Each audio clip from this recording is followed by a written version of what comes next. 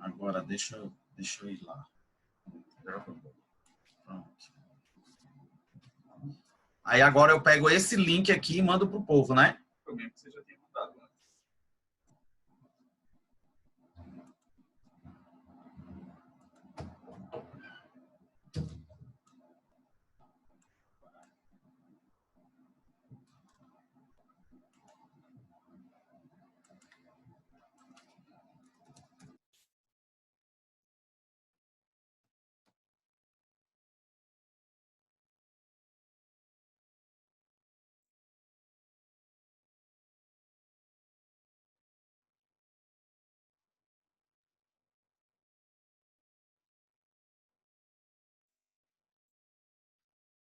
Tirar minha cara daqui. Horrível.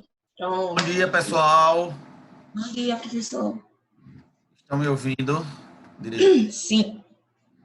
Minha gente, que inferno esse negócio. Ver se... Meu filho. Eu já tô aqui todo suado já. Oxe, é complicado, é chato. Ó, eu já não sou uma pessoa muito esperta nesses negócios de computador, de aplicativo. Eu sou um zero à esquerda.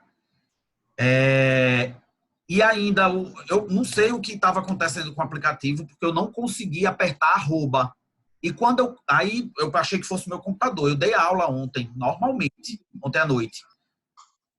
E agora de manhã eu estava tentando digitar o arroba para poder entrar na sala, lá nas senhas, e não ia. Aí eu ia no meu WhatsApp e copiava para o aplicativo do Zoom, aqui no meu computador, e quando eu copiava, desaparecia o arroba. Não me pergunto por que isso aconteceu. Mas quando eu digitava o arroba, tipo no Google, funcionava. Eu acho que foi um bug do aplicativo. Mandei mensagem aqui no grupo, mas ninguém respondeu também, porque eu acho que, enfim, a galera tá dando aula também. Eu tive que me virar sozinho, mas, enfim, consegui entrar. Quem é que tá na sala? Tá a Rebeca, Carol, Ana, Gisele, Paulo, Natália, Douglas, quem mais? Somos só nós? Matheus. E aí, Matheus, tudo bom?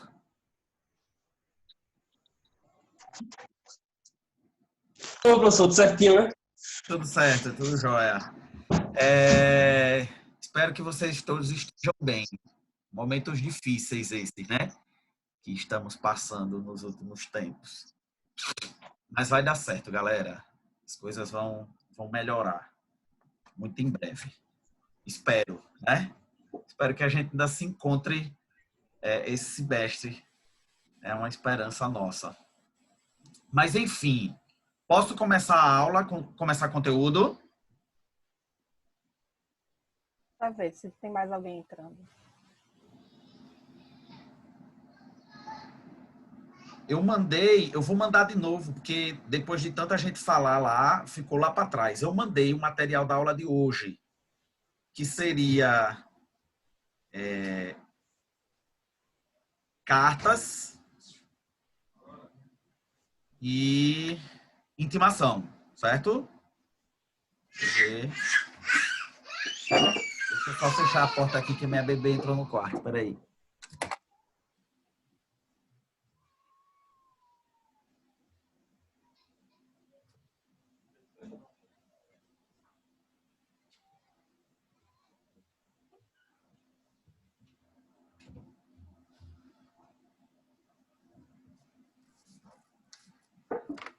E aí, chegou mais alguém? Não. Não, né? Somos nós. Eu mandei aí um material que estava, aliás, já está no portal, certo? Uhum. Mas aí, para facilitar a vida de todo mundo, inclusive a minha, eu enviei agora para o WhatsApp de vocês, porque aí vocês podem acompanhar pelo celular, o material, quem estiver usando o desktop, tá? Vocês viram aí o material, chegou aí para vocês? Chegou. Porque tá Chegou, todo né? mundo com o microfone desativado. Mas vocês me ouvem, né? Sim, perfeitamente. A gente só que você parece que tá falando sozinho, eu acho, né? Porque ninguém A sen- responde. É, é, a sensação é essa, que eu tô sozinho. É, mas não tá, não. A gente balança a cabeça, a gente tá sempre aqui. Ah, Ana, obrigado, obrigado. Me dá um retorno aí, pelo amor de Deus. Tá, Olá, joia? Clotilde. Tudo bom, filha? Saudade de você. A Carol tá com o microfone desligado também. Galera, então eu vou começar, certo? E a qualquer momento vocês me interrompem e aí a gente volta à explicação, tenta organizar uma outra forma de discutir o assunto, beleza? Eu vou estar aqui à disposição de vocês. Então, a qualquer momento vocês podem me interromper e ah, e aí a gente discute qualquer dúvida, beleza? Então vamos lá, é o seguinte, hoje a gente vai falar sobre cartas. As cartas, galera, elas são uma forma de comunicação oficial entre os juízos. É que é o seguinte, em alguns momentos, por exemplo, o segundo grau, ele precisa de alguma explicação, de algum esclarecimento ou do cumprimento de algum ato processual em relação ao primeiro grau. Houve recurso, o processo foi para o segundo grau, mas o segundo grau precisa de algum esclarecimento do primeiro grau durante o processo, durante o julgamento do processo em primeiro grau.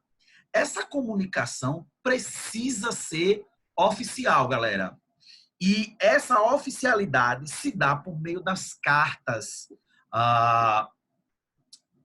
O negócio a problemática é que cartas devem ser utilizadas. Porque vocês acompanhando aí no material, ó, deixa eu abrir aqui para mim também, para eu ter meu norte, certo? Quando a gente fala das cartas, a problemática é saber qual carta devemos utilizar em relação aos atos processuais que estão sendo praticados. Então, a gente pode falar em cartas precatórias, a gente pode falar em cartas rogatórias, nós podemos falar em carta de ordem e, por fim, de carta arbitral. Então, nós temos 4 formas de comunicação processual entre juízos, comunicação oficial entre juízos. Até aqui, tudo bem, galera?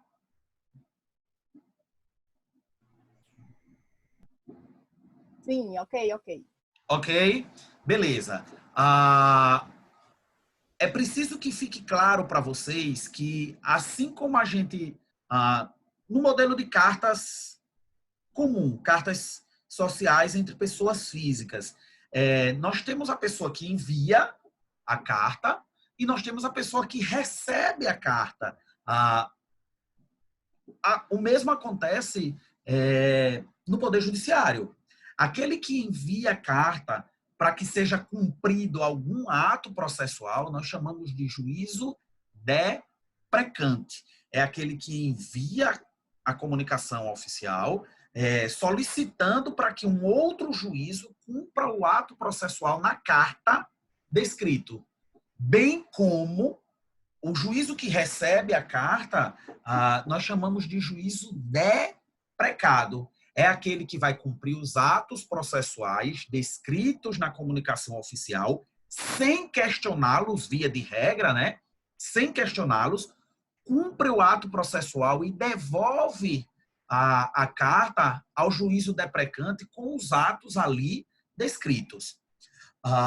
O que acontece, galera, é que a gente precisa diferenciar qual tipo de carta deve ser utilizado entre os juízos. A mais comum, alguns autores costumam dizer que a carta precatória é a carta mais importante, é o meio de comunicação oficial entre os juízos mais importante. Eu, particularmente, não gosto muito do termo mais importante. Porque a importância, nesse momento, dá a ideia de que a carta precatória, ela processualmente tem uma importância maior, tem um significado maior em relação a todas as outras cartas. E, para mim, isso não é uma verdade. A gente pode dizer que a carta precatória, sim, é o meio de comunicação oficial entre os juízos mais utilizado, mais comum, porque assim a lei optou. A lei optou para que, na maioria das situações, fossem utilizadas as cartas precatórias. Então, é o meio de comunicação oficial mais utilizado entre os juízos, mas não é o mais importante. Há situações em que a carta precatória ela não pode ser utilizada de jeito nenhum. E se ela fosse um meio tão importante assim, como alguns autores preferem utilizar, ela poderia substituir alguma outra carta. Vocês conseguem me entender? Sim. Sim, tudo bem? Qualquer momento. Yeah. Então, eu não gosto muito do termo. Se a gente puder evitar o termo mais importante, eu acho interessante que nós façamos, porque ela não é o meio de comunicação mais importante, mas ela é sim, e aí com toda certeza e com toda segurança, a gente pode afirmar que ela é o meio de comunicação oficial mais utilizado, mas porque assim a lei escolheu, certo? Professor, Opa, Matheus. Matheus? o senhor pode definir o significado das cartas, de novo, por favor? Posso sim. Quem tiver anotando aí, anota o seguinte, tá? Vamos lá. Então, vamos para uma definição de cartas. Quem tiver com material aí para anotar, anota aí. Por favor. Meio de comunicação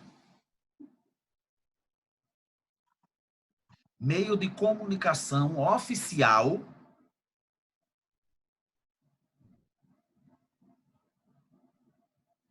entre juízos e comarcas distintas. Meio de comunicação oficial entre juízos ou comarcas distintas para o cumprimento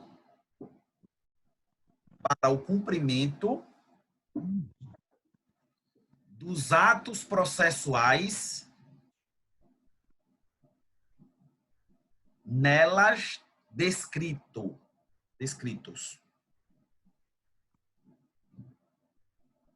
Nelas descritos.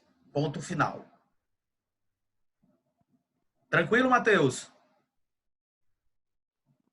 Ok, professor, tranquilo. Valeu. Beleza, valeu. Então, vejam só. As cartas precatórias, melhor dizendo, né, elas serão utilizadas para que sejam reduzido a termo, né, a solicitação e o cumprimento de um ato processual praticado por juízos distintos.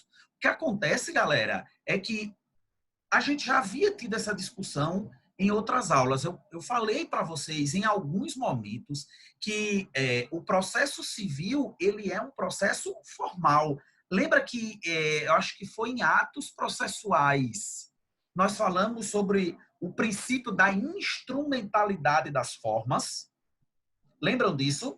Foi em atos processuais, aula da semana passada. A gente falou sobre o princípio da instrumentalidade das formas. Pessoal, quando a gente fala sobre a instrumentalidade das formas, a gente pode afirmar com toda segurança que o Código de Processo Civil estabeleceu, na grande maioria dos atos processuais cíveis, uma formalidade a ser obedecida. Vejam, o atual Código de Processo Civil, ele tenta mitigar essa formalidade do processo civil. Ele tenta diminuir essa formalidade do processo civil, porque o legislador entendeu que essa formalidade exagerada, exacerbada do processo civil seria um entrave a sentença, a uma sentença justa, né? A gente precisa lembrar sempre e não perder esse norte de que processo deve ser um meio de se atingir a justiça e não um meio de mera aplicabilidade do dispositivo legal, certo? Existe um livrozinho muito interessante, que é óbvio, eu não vou recomendar esse livro para vocês, não vou tornar a leitura obrigatória por condições óbvias, né? A gente não está se encontrando para que vocês tirem, por exemplo, cópia desse livro. Mas eu tenho um livro aqui em casa muito bom e depois quem quiser pode pegar comigo uma Xerox, porque é um livro que vai servir para vocês para a vida toda, né? É um livro de ciência, na verdade, de ciência processual civil. Ele fala sobre a formalidade do processo civil. O título do livro é Do Formalismo. Quem quiser anotar aí, pode anotar. Do Formalismo do Processo Civil. Esse é o título do livro, tá? Do Formalismo do Processo Civil, do autor Carlos Alberto Alvaro de Oliveira. Não é Álvaro, é Alvaro mesmo, tá? Ele faz um apanhado da evolução histórica do processo civil e seus altos e baixos em relação às suas formalidades. Então, a gente já teve momento de formalidades exageradas, e isso dificultava a prolação de uma sentença justa, né, de um julgamento justo para as partes. Nós já tivemos, historicamente, momentos em que o processo foi menos formal ou abriu mão de quase toda a totalidade do processo.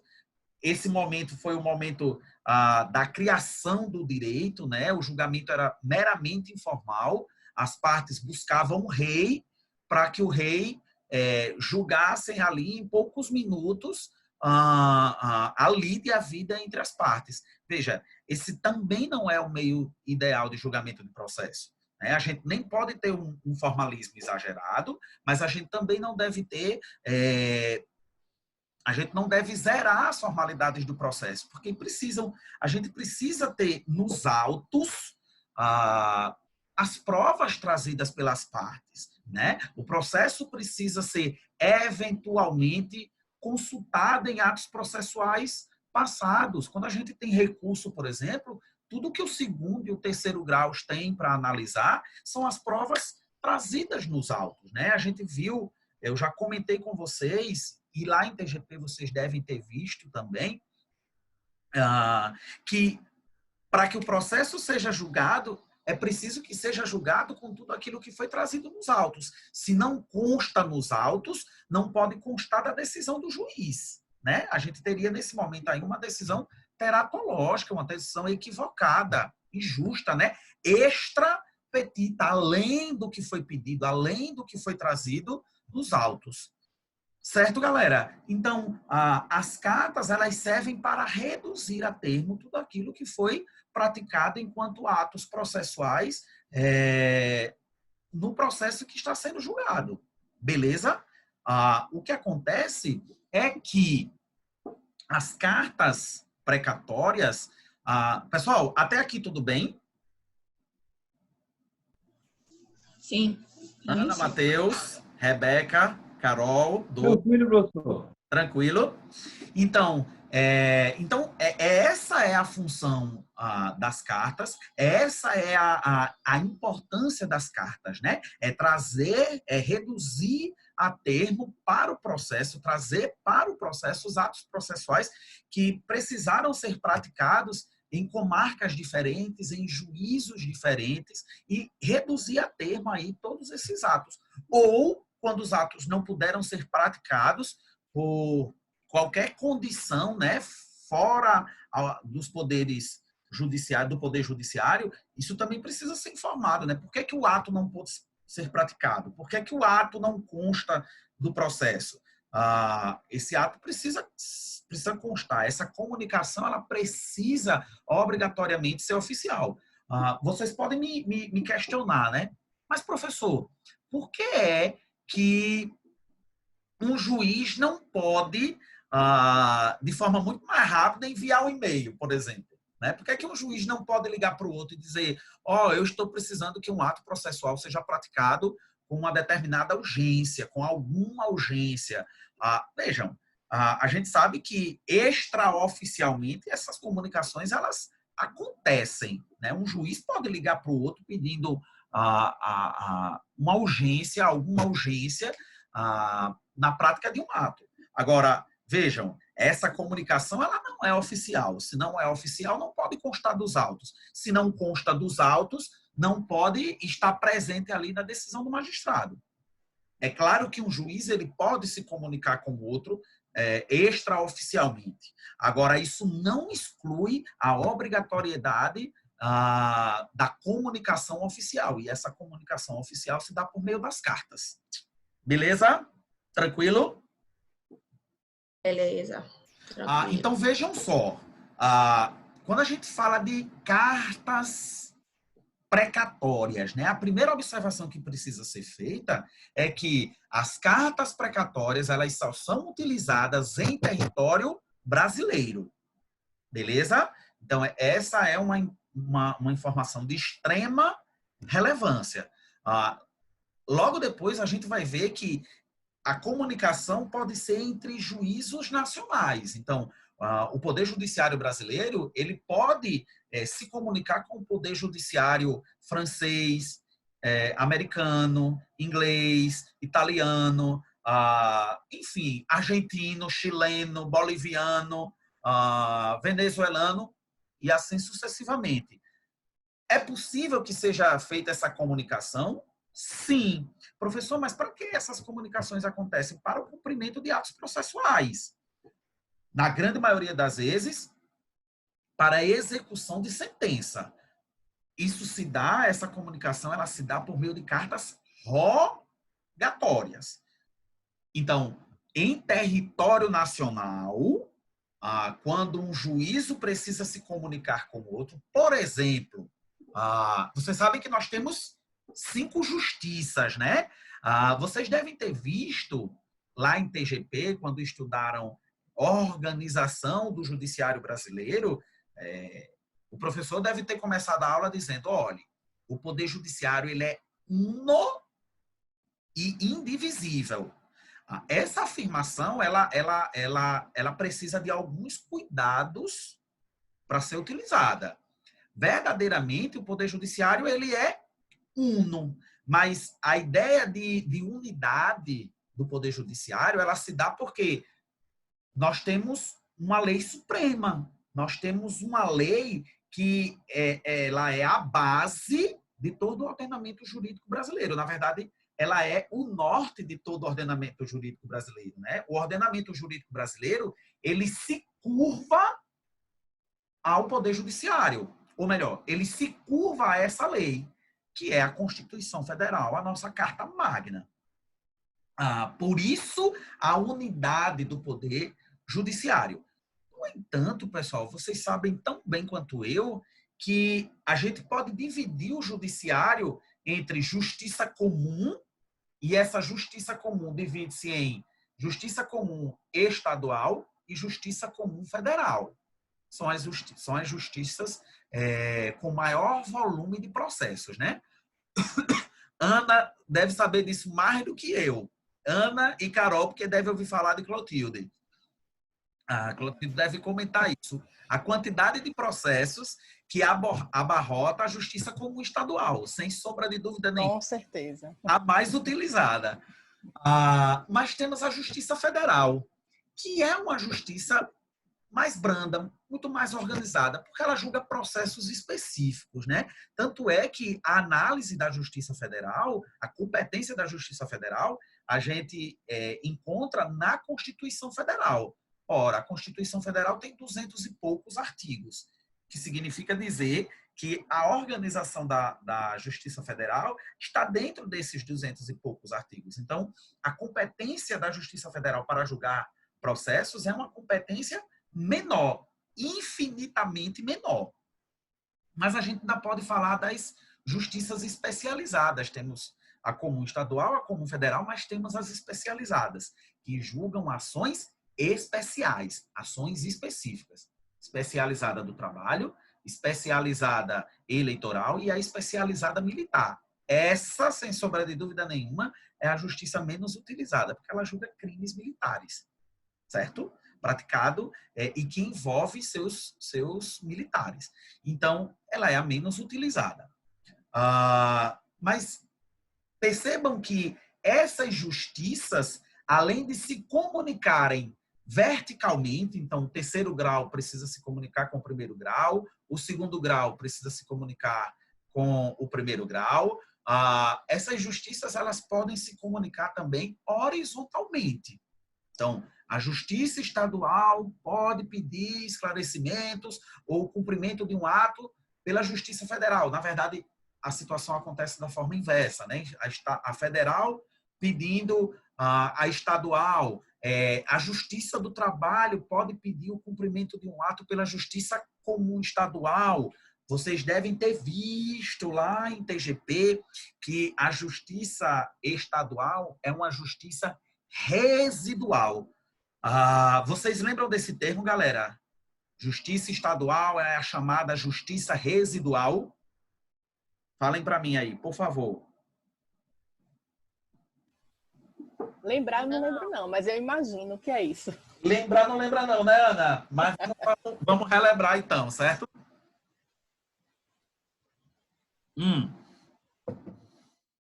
Seguinte, quando a gente ouve o termo resíduos, né? Dá uma ideia de menos importância, né? A justiça residual, a justiça que julga pouca coisa. Pessoal, muito pelo contrário.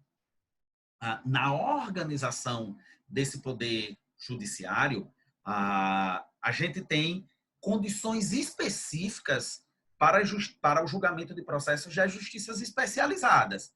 Então, a Justiça do Trabalho, por exemplo, que das especializadas, certamente, com toda segurança, essa é a mais conhecida por vocês, né? A gente vive falando, vive ouvindo nos jornais sobre julgamento de processos trabalhistas, mudança no entendimento das leis trabalhistas. A Justiça do Trabalho, ela julga todo crime praticado contra a CLT. Ou seja, para julgar um processo trabalhista, é preciso que a ação diga respeito entre um trabalhador da iniciativa privada e seu empregador. Se for um funcionário do Estado, por exemplo, de um órgão público, né? Funcionário do Estado, funcionário da Justiça Federal, essa ação trabalhista ela não vai ser julgada na Justiça do Trabalho, ela vai ser julgada na Justiça Comum. Se você é funcionário do Poder Judiciário Estadual, então... Opa, Matheus. Oi, Matheus. Pelo direito administrativo, for um agente público... Matheus, faz um favor para mim. Como o senhor falou, é pelo direito administrativo. Manda essa pergunta pelo WhatsApp, pode ser um áudio mesmo, para ficar mais rápido. Eu não consegui te ouvir. Não sei se é a minha internet, ou se é a sua, ou se são ambas.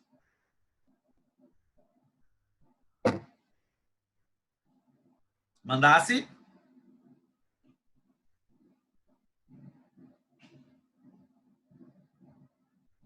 Matheus? Oi, professor. Oi. Tá escutando? Tô, agora tá... Como o senhor falou, sobre o agente precatório, agente precatório não, agente público. Eles eram através do... Dá para ouvir nada, Matheus. Dá para ouvir nada, direto. Matheus, Manda pelo WhatsApp, Benção. Manda pelo WhatsApp, Benção.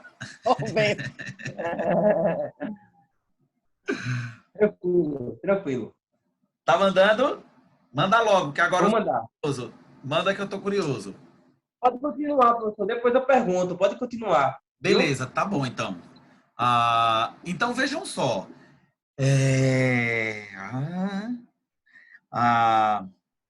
Então, a justiça especializada, ela julga situações bem específicas, certo? Crimes cometidos contra a ordem do trabalho, né, contra a CLT, nas relações privadas de trabalho. A justiça eleitoral julga crimes eleitorais e a justiça militar julga crimes praticados por militares, né? Então, para a justiça comum, e aí temos a justiça estadual e federal, a federal julga ações bem específicas descritas na Constituição Federal. Isso acontece quando, numa relação trabalhista, por exemplo, uma das partes é ou um órgão público federal ou funcionário de um órgão público federal. Essa é a especificidade da Justiça Federal. Todo o resto sobrou para a justiça comum. Então, é por isso que a justiça comum estadual é a chamada justiça residual, porque ela julga tudo que não é de responsabilidade das outras justiças. É muito mais fácil a gente entender a justiça estadual por exclusão. Só que essa exclusão, pessoal, não é uma quantidade menor de processos, muito pelo contrário, é a maior quantidade de processos em relação a todas as outras justiças. Quando a gente exclui a competência das justiças especializadas e da justiça comum federal, tudo que sobra corresponde ao maior número de processos, ao maior número de competências. Por isso a chamada justiça residual. Esses resíduos não são poucos, são muitos, inúmeros. Tanto o é que nós temos para todas as cidades, em regra, um órgão da justiça comum estadual. Mas vejam, a gente não tem em todas as cidades o órgão da justiça comum federal, tampouco a gente terá um órgão das justiças especializadas em todas as cidades. Veja, se tem mais órgãos, é porque julgam maior volume de ações. Entendido isso? Tranquilo? Me digam aí. Matheus, Tranquilo. manda tua pergunta logo pro grupo, que eu tô curioso pra caralho, velho. Manda aí, beleza? Pode mandar aqui no chat do Zoom. Ele mandou? Não, eu tô dizendo para ele mandar. Pode ser. É a Carol dando as ordens, né? Vou mandar agora. Eu não ouvi o que você disse, Matheus, mas tá tudo bem. E aí, vê só, galera. Vejam, não é incomum que essas justiças precisem se comunicar, seja de forma vertical, então um órgão hierarquicamente superior se comunicando com um órgão hierarquicamente inferior, do tipo justiça comum estadual. Então, o Tribunal de Justiça, órgão de segundo grau, precisando do cumprimento de algum ato ou de algum esclarecimento de um recurso. Então, precisa se comunicar com o primeiro grau. Essa comunicação vai se dar por carta precatória, uma comunicação oficial. A comunicação entre órgãos de uma mesma justiça, dizemos que se trata de uma comunicação vertical. Agora, é possível, é muito possível que essa comunicação também se dê de forma horizontal. Então, são órgãos do mesmo grau de hierarquia, de um mesmo grau de jurisdição, onde um não tem poder de ordem sobre o outro. Isso também pode acontecer, do tipo assim, a Justiça Comum Estadual, na comarca de Recife, precisando de alguma diligência, precisando que alguma diligência seja praticada na comarca de Caruaru. Veja, a comunicação, essa prática processual, o cumprimento desse ato processual, ele precisa vir via comunicação. Essa comunicação se dará por carta precatória.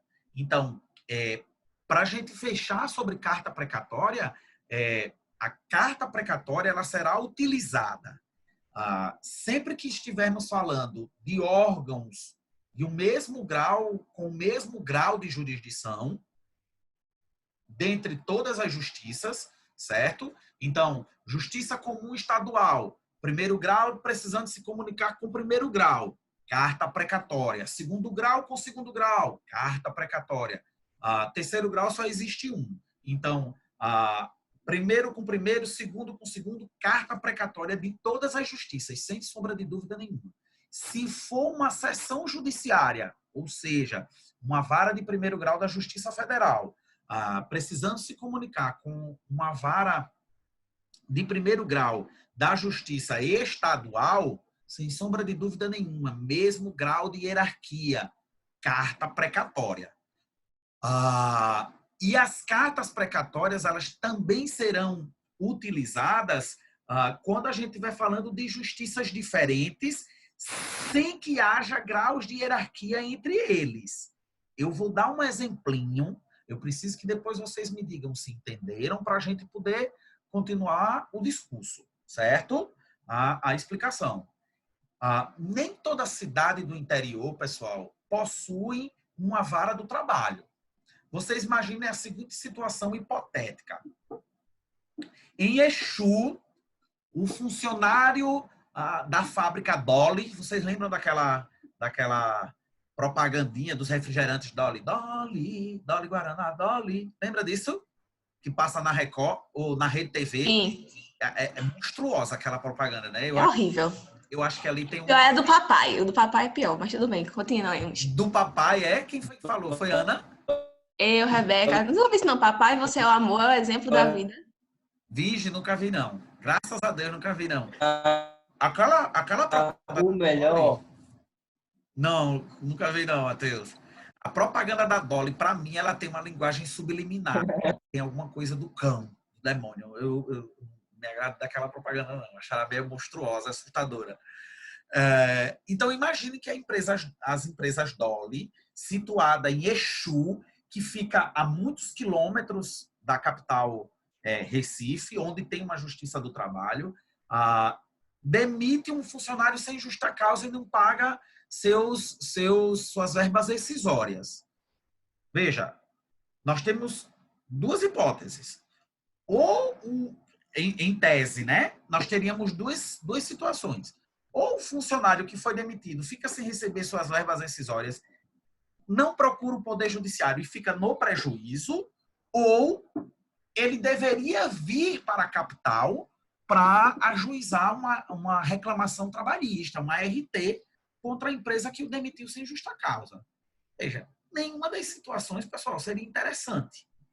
Não seria interessante para o Estado, não seria interessante para o Poder Judiciário e, principalmente, não seria interessante para o trabalhador, que certamente já ganha muito pouco ao ser demitido sem justa causa, não receber nenhuma das verbas rescisórias e, pasmem vocês, isso não é incomum. Veja, não é interessante para ninguém. Então, o que é que acontece?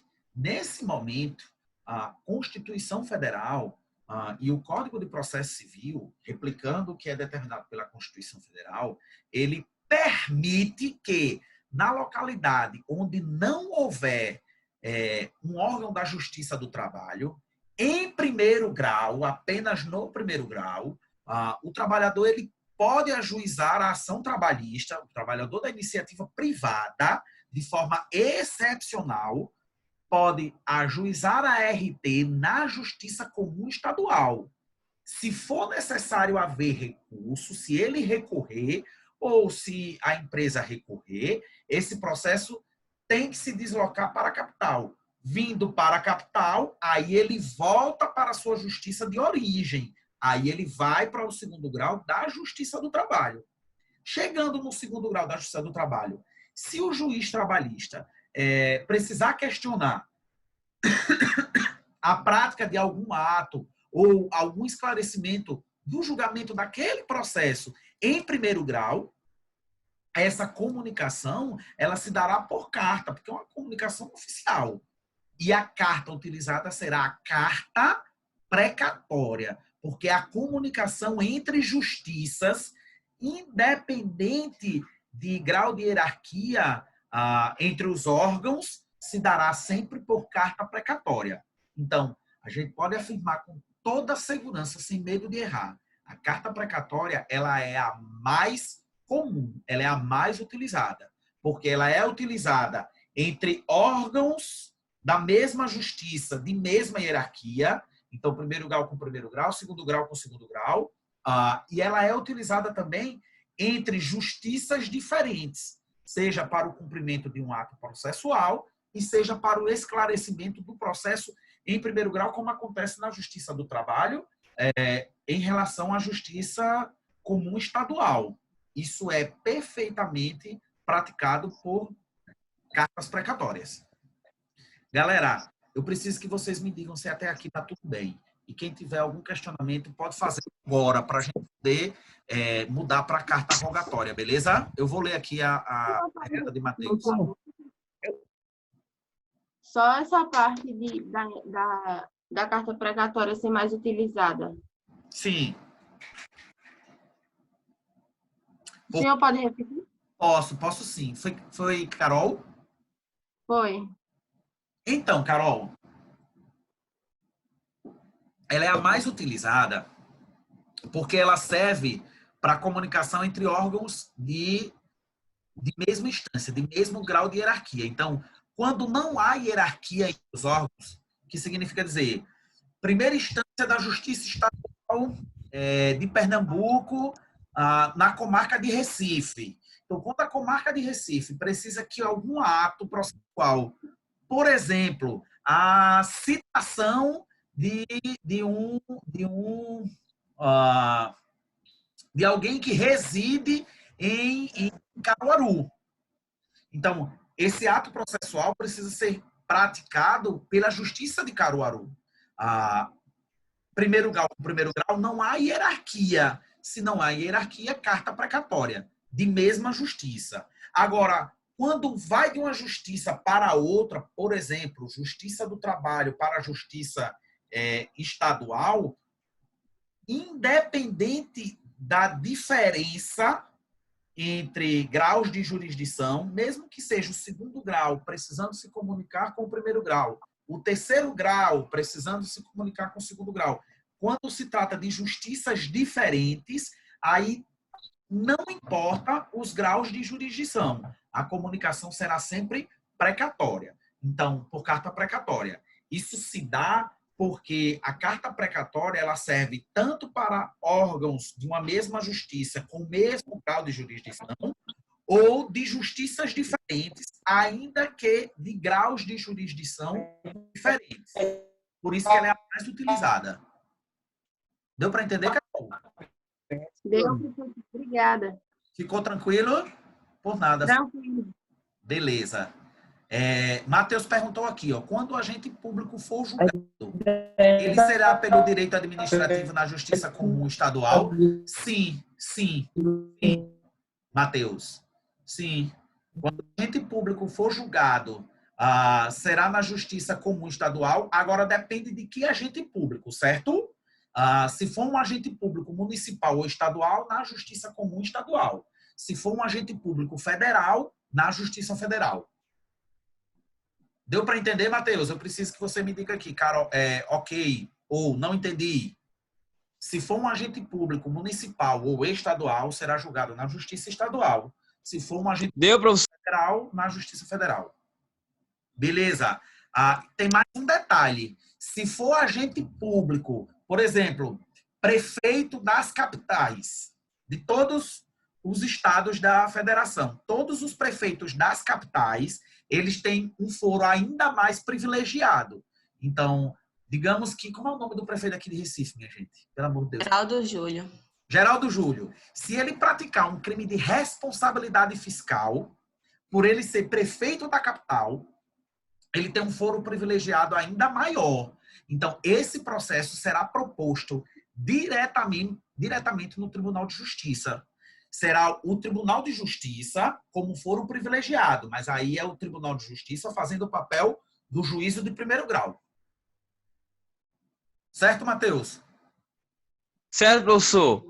Ô, professor, Aí, sobre a carta precatória, por sim. exemplo, Um juiz da primeira instância pode se comunicar com a segunda instância, não, da segunda instância para o primeiro, mais ou menos assim de graus diferentes? A pergunta é boa. Vê só, a comunicação, ela pode se dar de quaisquer graus de jurisdição, seja para o cumprimento de um ato, seja para o esclarecimento do julgamento do processo naquela fase anterior.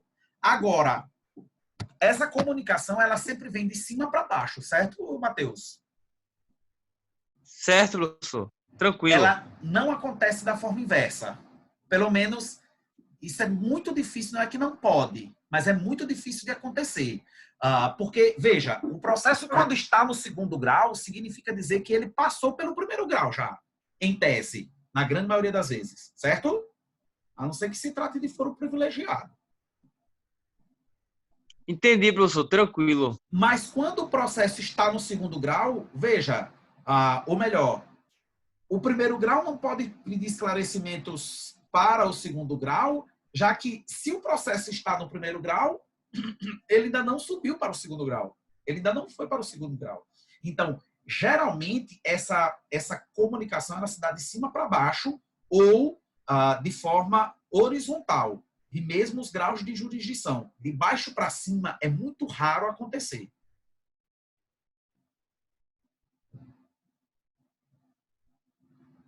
Entendido isso? Entendido, professor. Obrigado, viu? Beleza, Matheus. Aí aqui tem uma outra. Diga, Ana. Eu tenho uma questão. Quando você fala de comunicação, eu estou levando muito para a prática da gente lá nas varas. Sim, imagino. A precatória é complicado. A precatória a gente usa muito quando o juiz dá uma ordem. Sim. Mas é uma ordem que é fora da comarca dele, o juiz lá, certo? Então, ele precisa que seja intimado uma pessoa, uma parte do processo, mas essa parte mora em outra comarca. Tá? Sim. Então, aí vai uma precatória, que é como se fosse um pedido para o juiz dessa outra comarca para praticar dar essa ordem lá. Né? Isso. Para praticar esse ato dessa intimação. Agora, quando acontece comunicação, que por exemplo, a gente quer saber como é que está um processo que corre lá nessa outra comarca. Então, a gente não envia precatória, a gente envia um ofício assinado pelo juiz da gente, solicitando ao juiz dessa outra comarca que envie informações a respeito do processo número tal que corre lá, porque é interessante saber como é que ele está aqui. Entendido. Isso é o que a gente faz formalmente errado ou isso é ok? Porque quando você fala comunicação, para mim ficou muito abrangente comunicação. Vamos lá. Tecnicamente, a prática desses atos, a gente pode dizer que eles são equivocados. Por meio de ofício, equivocado. O que acontece, Ana, é que o Código de Processo Civil, veja como a lei ela pode restringir ou ampliar a compreensão de alguns termos, ou da prática de atos, ou de determinadas situações. A lei fala em comunicação processual. Por isso que eu estou falando em comunicação processual, porque a lei fala em comunicação processual. E aí, o termo comunicação processual ele é muito abrangente, certo? Ele é muito abrangente. E aí, a praxis processual, ela faz uso desse termo de comunicação processual, mas ela precisa, na grande maioria das vezes, de alguma celeridade na prática do ato. E aí você precisa concordar comigo que o envio da carta precatória, ele demanda aí algum tempo, né? Não se envia a carta hoje, se cumpre o ato amanhã e depois de amanhã se devolve a carta. A carta ela leva um tempo para ser enviada, cumprida e devolvida. Então, às vezes a praxis processual permite, por conta do termo comunicação ser muito abrangente, ela permite essa comunicação que não seria legal, porque a lei não diz que pode ser por meio de ofício, mas a praxis processual, e a praxis processual também é fonte de direito, né? Vocês viram isso lá em TGP, que a praxis processual ela é fonte do direito brasileiro, e aí ela permite que esse tipo de ato seja praticado por meio de ofícios praticados entre juízos. O que acontece, Ana, é que nem sempre os juízes eles têm boa relação, entendesse? Então, o ofício, ele é um meio, como é que eu posso dizer? Ele seria um meio menos formal. A carta, ele é um meio mais formal. Então, quando há uma boa relação ou não há nenhum problema entre os juízes, eles vão utilizar os ofícios. Mas quando há algum problema oficial, aí eles vão fazer o uso da carta precatória. Se você me perguntar se é um erro, eu vou dizer que não é o mais adequado, legalmente falando. Mas como a lei também não proíbe, deixou em aberto por causa da abrangência, né, da amplitude do termo comunicação, aí pode ser praticado também, porque a praxis processual precisa de celeridade. Então, aí os ofícios são enviados, isso consome muito menos tempo, por conseguinte, um julgamento muito mais rápido. Mais rápido. E principalmente quando funciona, né? Que geralmente funciona. Então é o mais importante. Funciona. É o mais importante. Exatamente. Exatamente. Aí, vê só, isso já era praticado no antigo... Tu é funcionária do judiciário há quanto tempo? Vai fazer 9 anos. Já tem um tempinho já tem um tempinho já. Então, você pegou o Código de Processo Civil anterior, o de 73. Peguei, a gente já fazia isso. Esse ato já era praticado no Código de Processo Civil de 73, mas ele acaba tendo um respaldo, né, a praxis processual como um todo, veja, não só para o envio de ofícios, mas para todos os outros atos menos formais, mas, no entanto, legais. Então, eles acabam tendo um respaldo muito maior pelo atual Código de Processo Civil, que é um código que abre mão muito mais da formalidade do que o 73. Porque a ideia o sentimento de justiça do atual Código de Processo Civil, ele é muito maior do que o Código de 73. A lei, verdadeiramente, ela deve ser utilizada para se atingir a justiça ou se aproximar, né, ao máximo ao sentimento de justeza da decisão. A sentença ela não deve ser utilizada meramente como uma fala, a boca da lei, né? Ela deve ser utilizada aí para pacificar a sociedade, para trazer justiça para as partes. Então, sem sombra de dúvida nenhuma, não está equivocado. Agora, esse ato deveria ser praticado ele deveria ser praticado por meio muito mais formal, mas não está errado. Beleza, Ana? Beleza. Só mais uma coisinha. A praxe realmente é um pouco diferente, né? E aí, o TJ de Pernambuco, há um tempo, já abriu para... Eu acho que tem uma resolução, não lembro exatamente qual é o ato mesmo, do tribunal, que determina que a gente pode fazer uso de mandado de intimação e citação para outras comarcas dentro do Estado, substituindo a precatória, que a precatória, como você disse, é uma coisa muito mais trabalhosa, porque ela vira um processo na outra comarca. Sim, ela vira um processo. Segue uma ordem direto do juiz daqui para um oficial de justiça cumprir, já direto, né? Exatamente. Então, acho que isso também pensando nessa celeridade e atingimento mais rápido do... Sim, principalmente. Porque a gente sempre pensa que a celeridade ela é uma necessidade apenas das partes, mas não é. Quando a vara ela é uma vara comprometida, né? Quando o juiz ele é comprometido com os processos da vara, quando os funcionários são comprometidos, quando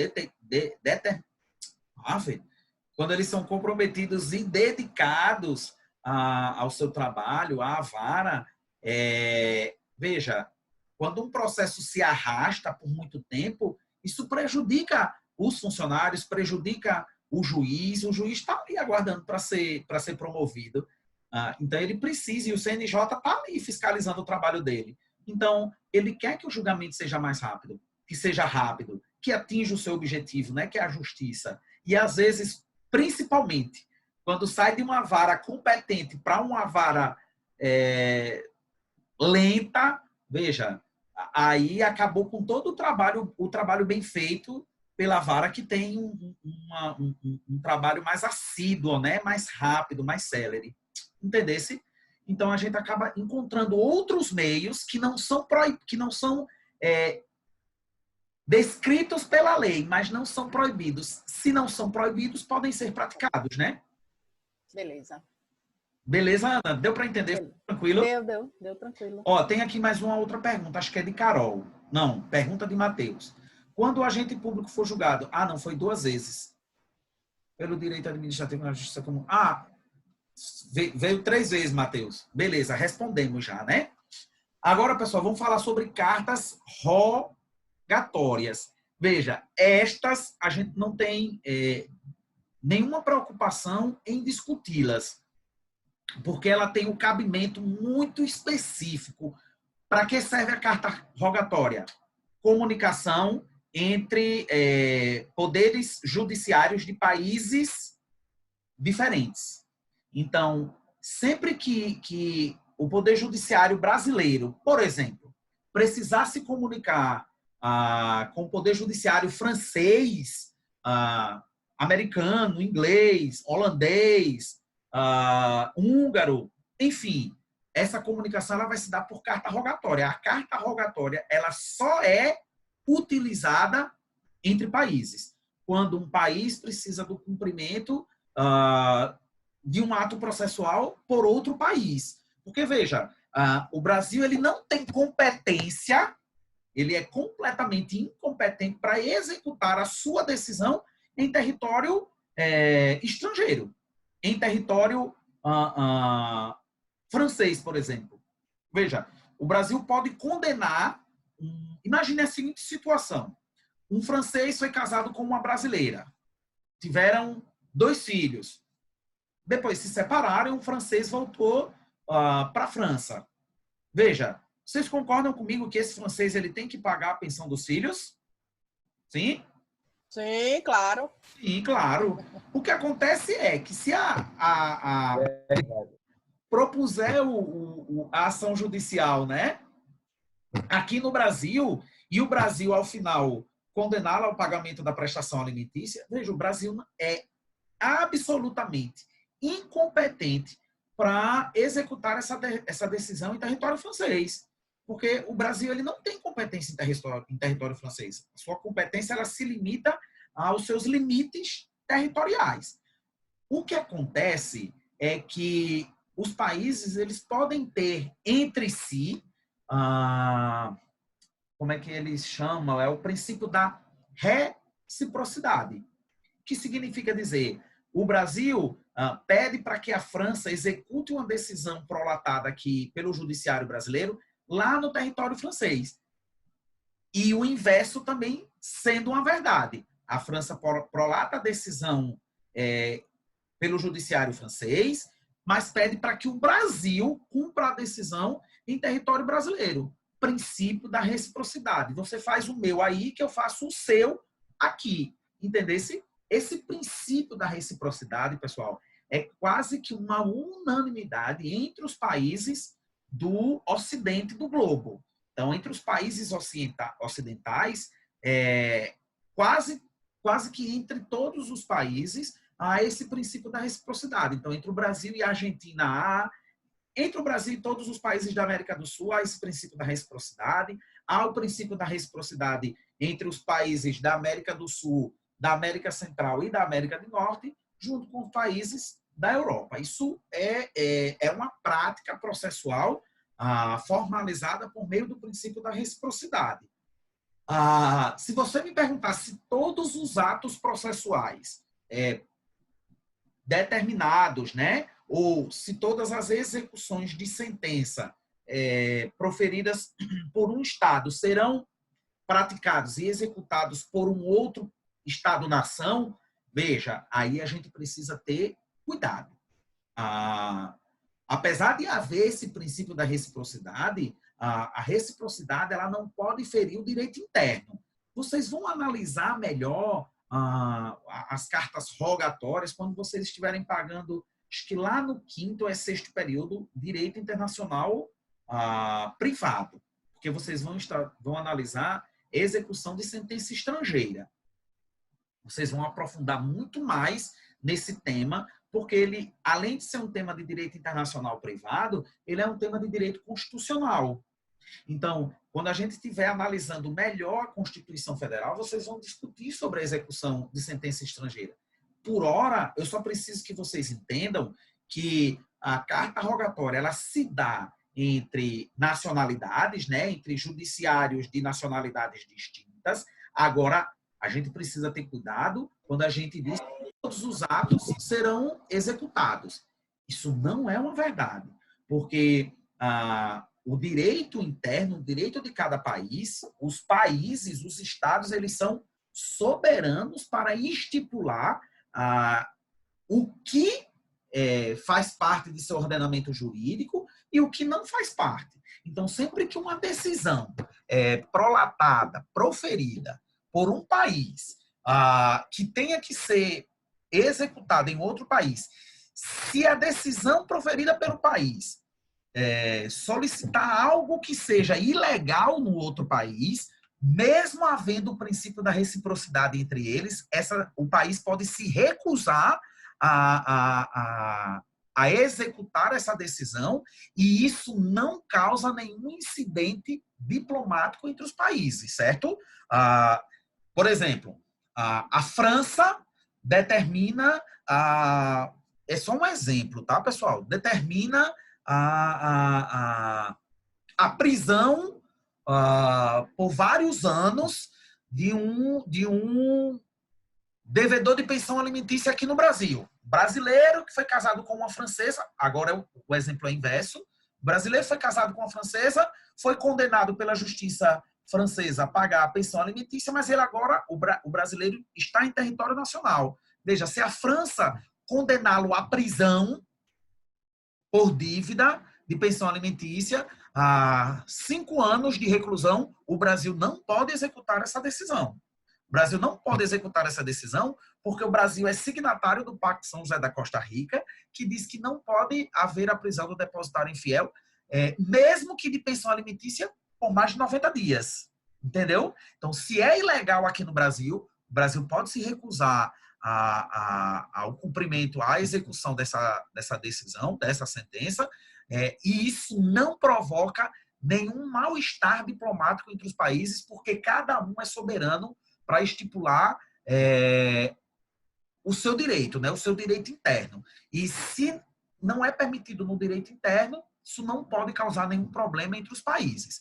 Mas, em regra, as decisões elas são executadas sim, porque a maioria dos países do Ocidente, entre eles, há o princípio da reciprocidade. E lembrem-se, a gente tem um direito muito parecido com o direito europeu, infinitamente muito mais com o direito europeu do que com o direito americano, mas o Código de Processo Civil brasileiro, ele traz alguma coisa, né? O Código de Processo Civil 2015, o atual código, ele traz aí alguma coisa, alguma parte importante do direito americano e canadense também. Então, veja, a gente tem similaridades hoje com o direito americano. Então, as práticas, os direitos sendo parecidos, geralmente o que é legal lá também é legal aqui, né? Em boa parte das vezes. Então, não haveria problema aí quanto a essa execução. Agora, se ferir o direito interno, aí não, o país pode se recusar, um país estrangeiro também pode se recusar a praticar uma decisão do judiciário brasileiro, e isso não provoca nenhum incidente diplomático, tá? Mas, para fechar, carta rogatória, cumprimento de ato processual entre países diferentes. Beleza? Beleza. Tranquilo, galera? Agora, veja, carta de ordem. É outra carta extremamente fácil de ser compreendida. Vão pelo termo, né? Compreendam o termo, carta de ordem. a ordem, pessoal, ela vem de cima para baixo, né? Então, um órgão hierarquicamente superior, se é um órgão superior, hierarquicamente superior, ele tem o poder de ordenar os órgãos de hierarquia inferior, né? Os órgãos subordinados. Então, quando a gente fala de mesma justiça, então, segundo grau da justiça estadual determinando a prática de um ato de justiça da justiça estadual, no entanto, do primeiro grau, carta de ordem. Mesma justiça, com graus de hierarquia de cima para baixo, carta de ordem. O órgão hierarquicamente superior ordena a prática de um ato pelo órgão hierarquicamente subordinado, né, inferior. Então, prática de carta de ordem. Segundo grau da Justiça Federal, determinando a prática de um ato pelas seções judiciárias ou pelas subseções judiciárias, sem sombra de dúvida nenhuma, carta de ordem. Então, TRT determinando a prática de um ato pelas varas do trabalho, carta de ordem. E assim sucessivamente, dentro da mesma justiça, graus de hierarquias diferentes, carta de ordem, imagine sempre assim, órgão superior ordena o órgão subordinado, portanto, carta de ordem. Entendido isso, pessoal? Entendido. Entendido? Ô, professor, o senhor pode voltar essa explicação? Não entendi muito bem, não. Vamos lá.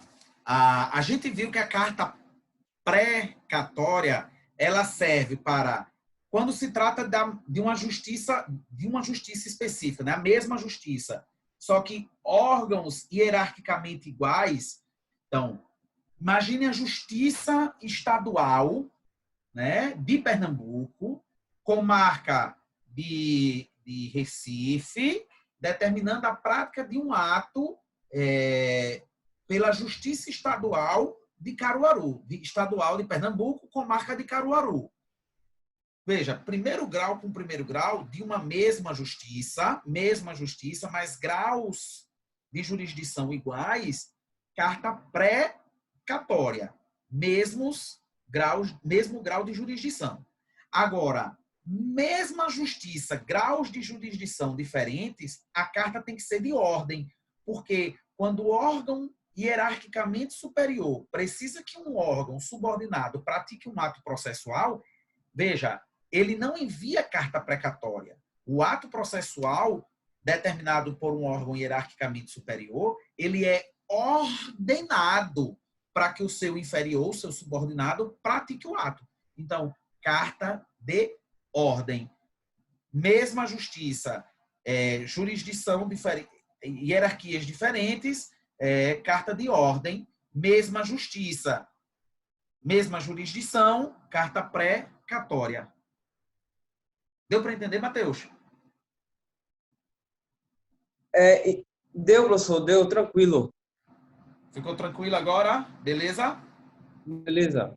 E por fim, para findar cartas, né? Eu vou falar um pouquinho depois de intimação, coisa besta, pouco tempo.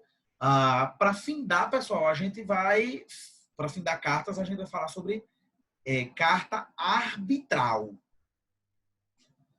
Vocês já ouviram falar sobre a arbitragem, galera?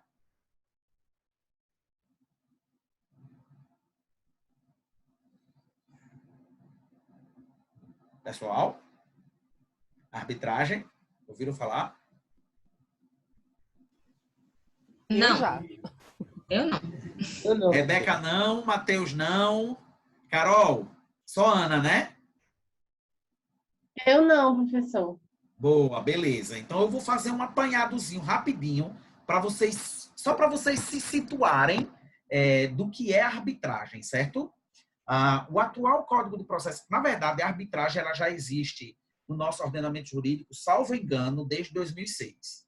Salvo engano. Mas, enfim, ela ganhou notoriedade, né? Ela foi impulsionada pelo atual Código de Processo. O atual Código de Processo, apesar de ser uma cópia do direito português, uma cópia adaptada à nossa realidade, portanto, o direito europeu, e o nosso ordenamento jurídico como um todo ser muito mais semelhante ao direito europeu, né, que é o civil law, o atual Código de Processo Civil, ele tentou importar do direito americano algo que deu muito certo lá, que são as resoluções de conflitos extrajudiciais. Pessoal, em alguns estados americanos, é possível você ver outdoor nas ruas, dizendo assim, utilizem o poder judiciário, resolvam seus conflitos pelo judiciário americano, porque lá nos Estados Unidos, isso, veja, se você me perguntar se isso é bom ou ruim, eu vou dizer que é apenas uma característica, certo? É cultural no Brasil as pessoas processarem quando elas têm algum conflito a ser resolvido, certo? Lá nos Estados Unidos é o inverso. Lá nos Estados Unidos é cultural, faz parte da cultura americana, propor uma resolução de conflitos extrajudiciais, ou seja, um processo administrativo e não um processo judicial. Tanto é que o judiciário de lá faz campanha para que a sociedade resolva seus conflitos por meio dos processos judiciais. Vejam que engraçado. Aqui, nós fizemos o inverso. O atual Código de Processo Civil tentou patrocinar ou viabilizar ou incentivar a resolução de conflitos extrajudiciais. É o chamado sistema multiportas. Veja, vocês não precisam gravar isso agora, tá? Eu só estou narrando fazendo esse apanhado, né, para que vocês compreendam melhor qual é a função da carta arbitral, certo? Então, o Poder Judiciário brasileiro, por meio do Código de Processo Civil de 2015, ele resolveu incentivar a resolução de conflitos extrajudicial, fora do Poder Judiciário. Não menos importante mesmo. Mesma validade, mas que só que resolvida de forma extrajudicial. É o chamado sistema multiportas, né? As multipossibilidades de resolução de conflitos, tanto as mais usuais, que são praticadas pelo meio judiciário, pelo Poder Judiciário, mas também as não menos importantes, agora, métodos de resolução de conflitos extrajudiciais, que são a conciliação, a mediação e a arbitragem. Vejam, as duas primeiras, conciliação e mediação, elas também podem ser judiciais, também podem ser praticadas pelo Poder Judiciário. Mas a arbitragem, não. A arbitragem é completamente extrajudicial. Como se dá a arbitragem? Seguinte, quando duas partes que têm algum negócio em comum, fazem negócios em comum, elas reduzem a termo nos seus contratos a possibilidade de nomearem um árbitro, alguém que vai atuar como um juiz, caso lá na frente, entre essas partes, surja alguma divergência, né? Surja alguma lide, alguma problemática em relação àquele contrato. A arbitragem ela é muito mais praticada entre empresas multinacionais com empresas menores ou entre as próprias empresas multinacionais, né? As multinacionais negociando contratos recíprocos entre si, elas optam pela cláusula arbitral, né? Que é, se lá na frente, que significa dizer o seguinte, se lá na frente algum de nós dois não cumprirmos as nossas obrigações contratuais, a gente nomeará um árbitro que vai resolver essa questão entre nós, vai resolver essa problemática. Tem várias vantagens, pessoal, na instituição da cláusula arbitral, né? Resolver a problemática por meio da arbitragem.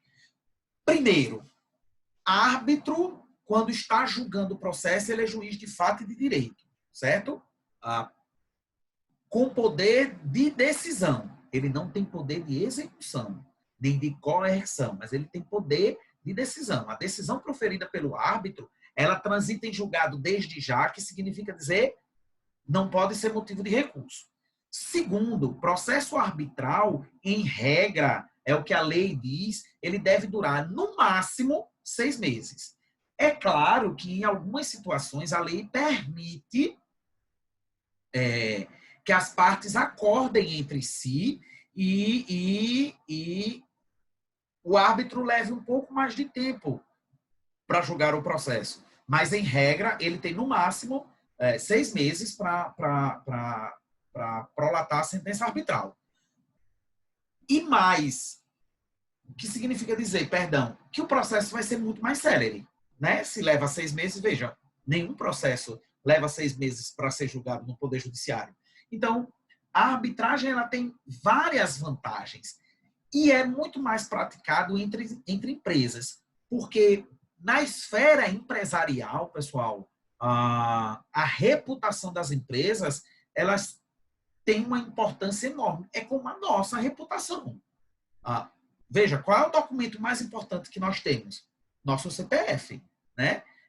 Que é onde consta a nossa reputação, a reputação do cidadão. O mesmo acontece com as empresas. Então, a reputação das empresas, o histórico das empresas, eles são extremamente importantes, e isso na esfera mundial.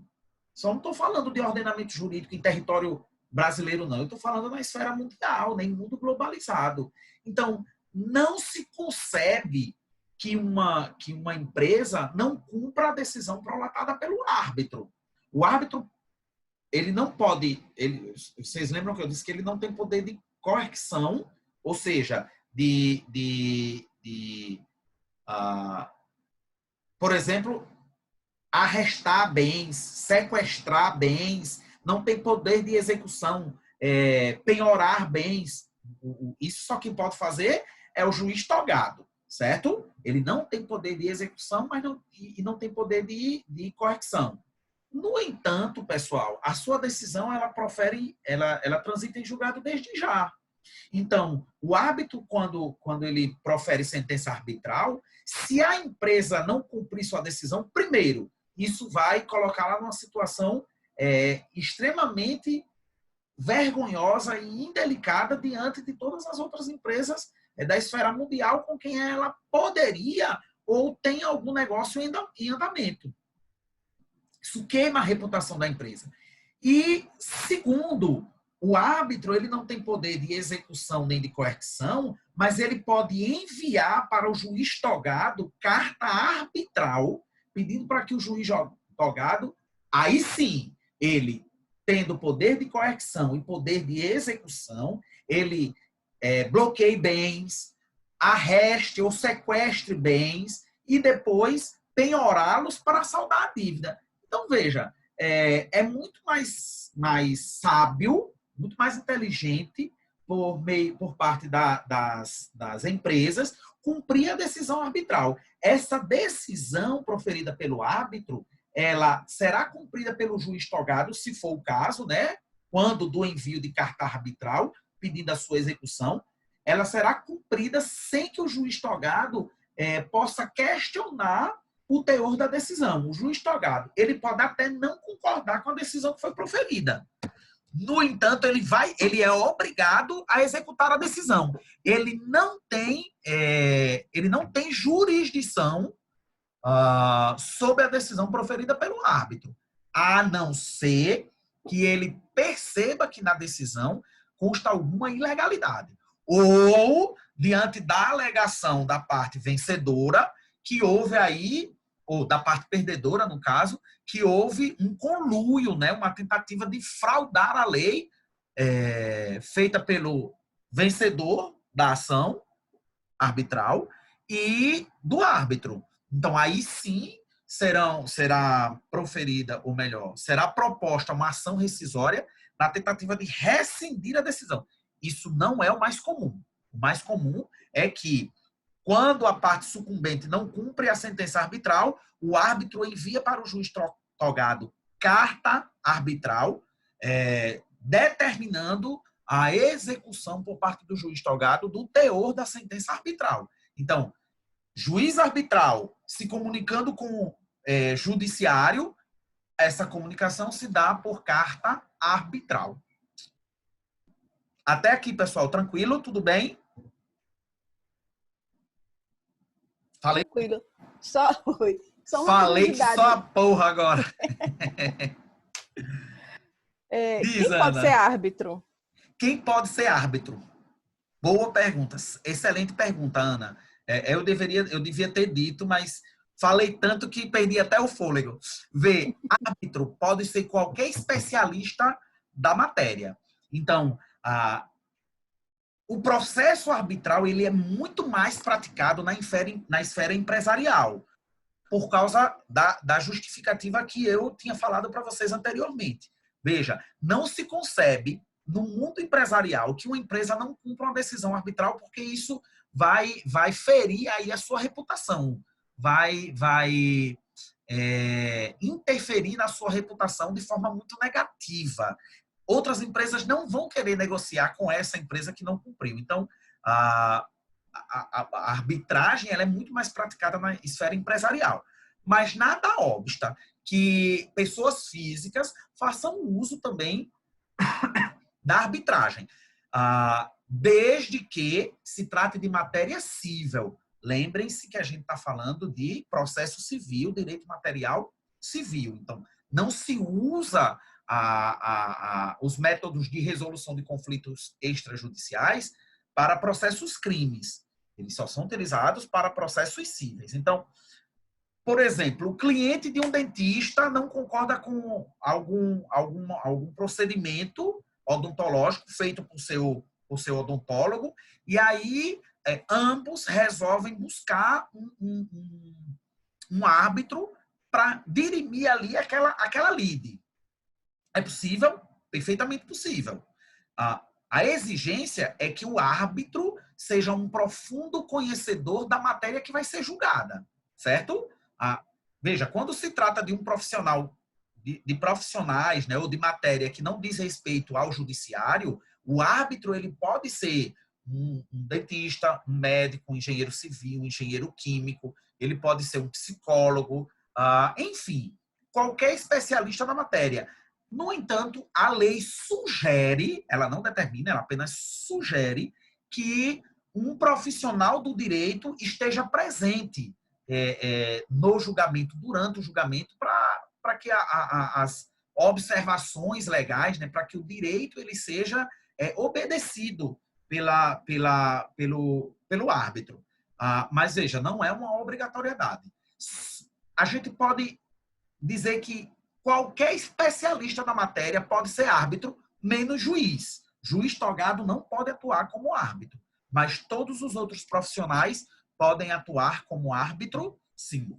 Beleza, Ana? Beleza. Tranquilo? Tranquilíssimo. Deixa só eu fazer uma última observação.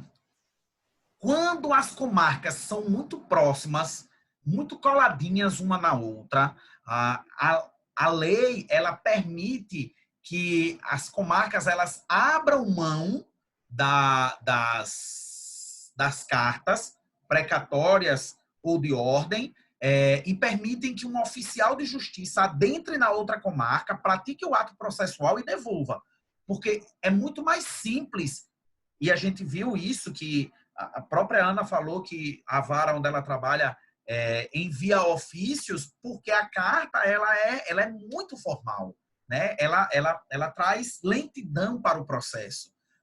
Então, para abrir mão desse formalismo exagerado, quando nós estamos falando de comarcas muito próximas, do tipo Recife e Olinda, Recife e Jaboatão dos Guararapes, Olinda e Paulista, aí a lei permite que se abra mão do envio da carta, seja precatória, seja de ordem, ou mesmo arbitral, e permite que o oficial de justiça saia da sua comarca, adentre na outra, pratique o ato e depois retorne à sua comarca com o ato praticado e não há nenhuma ilegalidade sobre isso.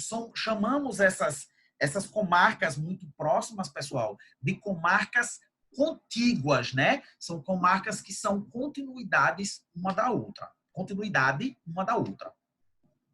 Beleza? Beleza? Beleza. Ó, deixa eu só pedir um favor para vocês.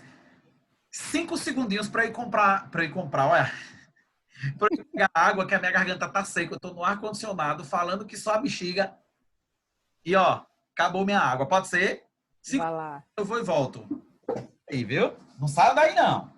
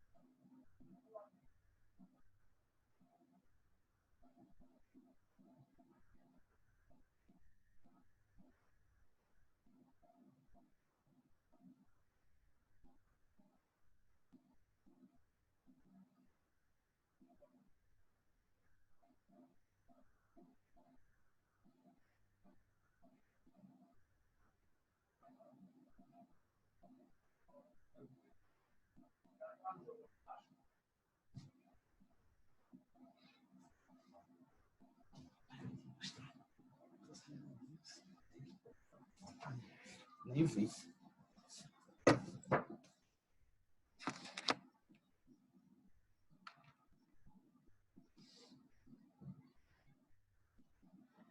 Todo mundo me vê? Todo mundo? Sim. Olha, pessoal, minha filha. Oi! Olha, que coisa mais linda. Dá tchau, filha, dá tchau. Eu sou linda. Não é linda? Dá tchau, filha. Beijo. Diga boa aula, pessoal. Vai, filhota. Minha gente, ela tá se vendo na câmera. tá achando o máximo, tá na câmera, né, filha? Papai tá trabalhando. Daqui a pouco, papai vai lá ficar com você, tá bom? Isso. Eita, deixa eu ir lá fechar a porta. Só um instantinho. Eita. Meu amor. Papai vem já.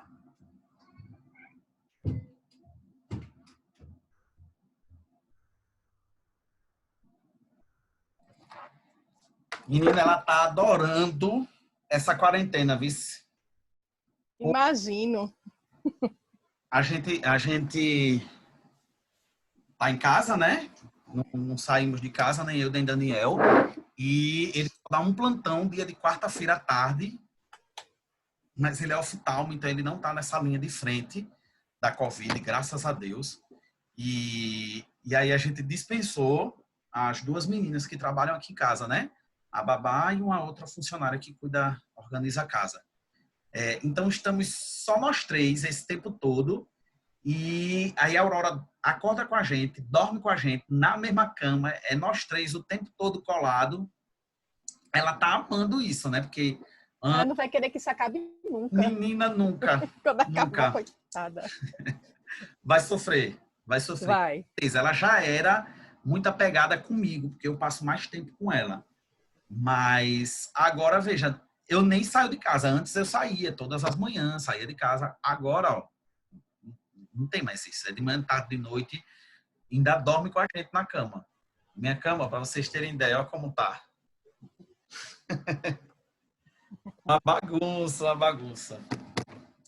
Que aí eu não consigo dar conta de comida, de casa, de menino, porque a Aurora, ela corre. O meu apartamento tem 76 metros. É pequeno, né? Para quem tem criança, é pequeno. E aí a gente ontem estava até vendo se conseguia alugar alguma casa em algum condomínio fechado para ter mais espaço para ela, porque chega uma hora que ela fica abusada, não tem mais espaço, a gente já não tem mais energia, que é uma energia danada, a gente se cansa, aí tá acabada de noite. Quando ela dorme, a gente dorme junto. É pau. É pau. Mas, enfim, tá todo mundo em casa, tá todo mundo saudável, né? É o mais importante. Ontem saiu a notícia daquela fisioterapeuta que faleceu, né? Vocês viram nos jornais pernambucana? Não. É Viram, a que não? estava grávida, que o bebê nasceu, né? Isso. Então, sei, eu vi. Alguns professores da Nova Roma conhecem ela porque ela era professora da São Miguel de fisioterapia e era aluna da Foca de Direito. E veja, independente, eu não conhecia ela, enfim, não era amigo dela, mas o caso dela me chocou muito, velho. Ontem eu passei o dia todinho assim, eu tô falando com vocês, estou todo arrepiado aqui. Eu fiquei muito chocado com a história dela, porque, veja, uma moça jovem, né? No finalzinho da segunda gestação, ela tinha gêmeas, ela tinha 2 meninas, e agora estava grávida do menino, né? Veja, sem comorbidade, é uma pessoa jovem, saudável, cheia de vida, morre enfim, por um negócio louco que o mundo está vivendo. Veja, para mim é muito difícil, assim, ver uma situação dessa e imaginar que a vida da moça acabou assim, dessa forma, sabe? Eu passei o dia todo impressionado, assim, mal, chateado. Então, a gente está vivendo um momento difícil. Mas, só de estar com meu marido, minha filha, esse momento aqui que a gente tá, porra, eu acho massa, porque é um momento que eu dou uma descansada também, né? Dou uma respirada. E a gente se sente útil, né? De alguma forma, produtivo. Sente que a vida também não parou completamente, né? Que a gente tem... veja, que isso vai passar e a gente precisa estar bem para quando isso tudo terminar, para que a nossa vida não fique estagnada, né? Não pare. Então, eu acho massa isso aqui. E aí me ajuda também a esquecer, sabe? Muito dessa coisa disso tudo difícil que a gente, desse momento tão ruim que a gente está vivendo, né? Esse momento tão caótico que a gente está vivendo, assim. Enfim, eu espero que isso tudo acabe logo, véio. Passe logo, que a gente possa voltar à nossa rotina, né? Eu tava dizendo esses dias para Daniel aqui, eu digo, minha gente, eu tô com tanta saudade da minha rotina. Eu nunca imaginei que eu era tão feliz com a minha rotina do dia a dia. Porque, veja, a gente não tá de férias. A gente não pode sair de casa, a gente não pode pegar uma praia, a gente não pode... Veja, eu tô sem ver a minha mãe. Minha mãe é grupo de risco, que minha mãe tem 65 anos, é hipertensa e mora em Maceió. Veja, eu tô sem ver a minha mãe esse tempo todo. Eu nunca fiquei tanto tempo sem ver minha mãe, entendeu? Eu vou pelo menos uma vez por mês em Maceió. Quando ela não vem para cá e fica 2, vem passar uma semana, acaba ficando 2 meses. Então, assim, agora eu tô sem poder ver minha mãe, vocês estão em casa, tendo que assistir a aula, dormindo tarde, acordando cedo, não rende a mesma coisa. É claro, é óbvio que vocês não vão render a mesma coisa. E veja, tá tudo certo nisso. Não tem nenhum problema em vocês não renderem 100%, porque agora vocês só precisam render alguma coisa, né? Assim, tudo foi... A gente mudou muito todos os nossos hábitos, né? É claro que não dá para sair dessa zona de conforto sem haver nenhuma perda. Mas eu acho que o mais importante é só a gente manter o norte de que vai passar, vai acabar e a vida vai voltar ao normal muito em breve, assim. Tudo vai ficar bem daqui a pouco. Né, galera? É isso aí. É isso aí. Pessoal, então, falamos de cartas, certo? Vamos falar só um pedacinho sobre intimação, porque geralmente o que eu faço é o seguinte: acabou citação, eu já emendo intimação na mesma aula, porque aí eu falo no finalzinho da aula 10 minutinhos sobre intimação e concluo meu material de comunicação de atos processuais, certo? Só que eu fiquei uma semana sem dar aula para vocês, porque a minha aula com vocês seria na terça-feira, quando no domingo me avisaram que as aulas seriam suspensas e a gente ficasse atento às novas determinações da direção da faculdade. Aí, na primeira semana de quarentena, eu não dei aula para vocês. Na outra, eu dei aula, eu não segui o cronograma, porque, enfim, aí foi um equívoco meu. Também foi tudo muito... Eu fiquei extremamente nervoso quando eu imaginei que ia ter que gravar vídeo para vocês. Eu nunca gravei vídeo na minha vida. Aí eu digo, porra, lá vai eu conversar com a câmera, velho. Eu não sei fazer isso. Tô lascado, fui resistente. Eu acho que eu disse até para a Rebeca que ia fazer áudio, não foi, Rebeca? Sim. Foi? Mas o senhor foi um ótimo blogueiro, viu? Um ótimo professor. Ô, Rebeca, obrigado, filho. Olha, isso ajuda. Esse é o tipo de elogio que ajuda muita gente. Mas veja, eu tenho consciência de que vocês devem ter professores que saíram muito melhores, porque eu mandei vídeo, a primeira semana eu acho que eu mandei para vocês uns 4 vídeos. Eu não sei editar vídeo. Daniel não podia me ajudar, porque aí ele tinha que ficar com a Aurora. Quando não, eu gravava na hora que eles estavam dormindo, para não ter nenhum barulho na casa, enfim.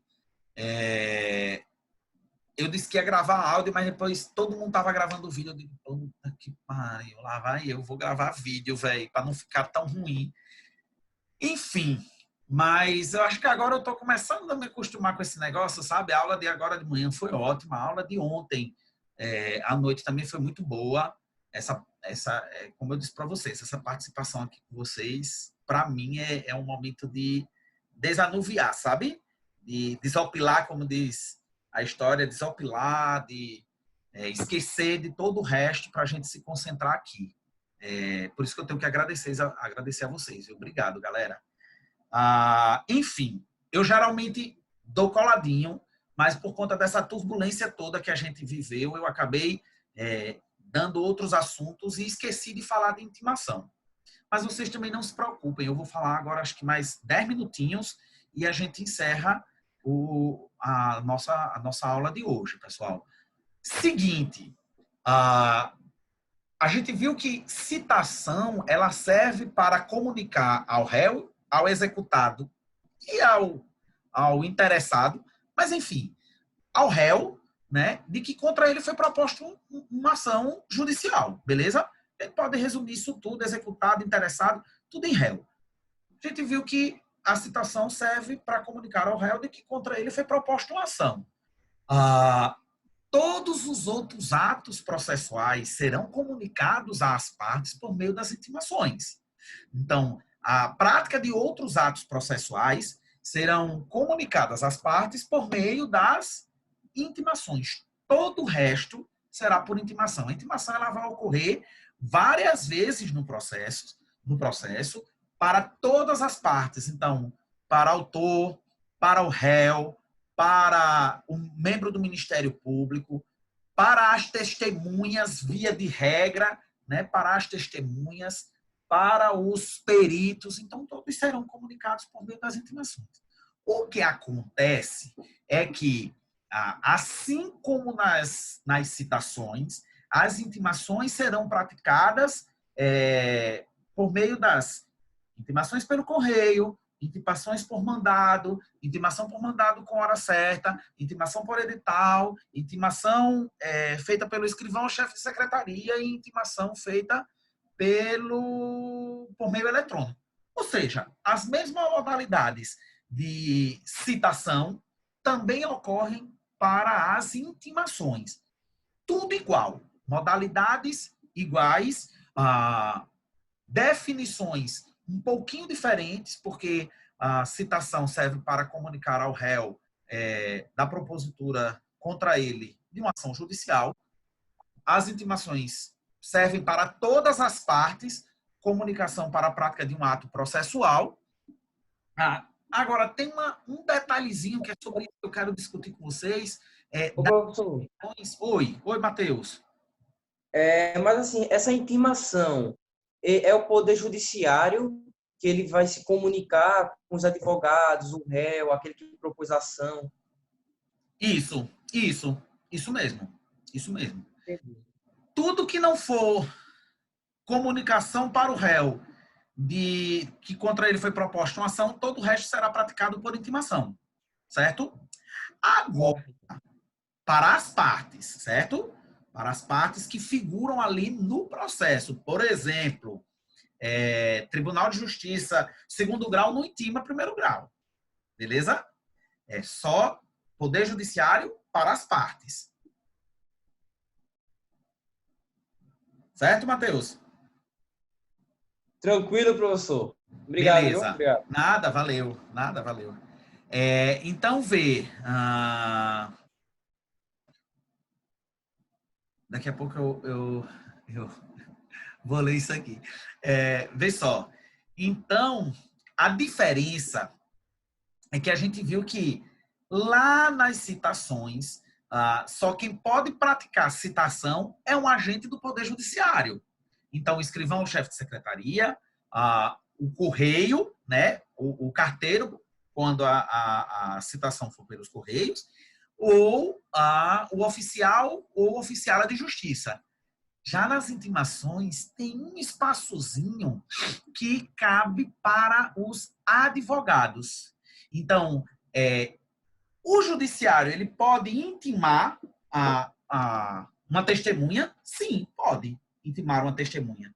Mas é muito mais rápido que o advogado que arrolou a testemunha, ele intime sua própria testemunha arrolada. Ora, se ele arrolou a testemunha, é porque ele tem contato com a testemunha. Muito mais fácil que ele comunique, por exemplo, a testemunha que ela tem audiência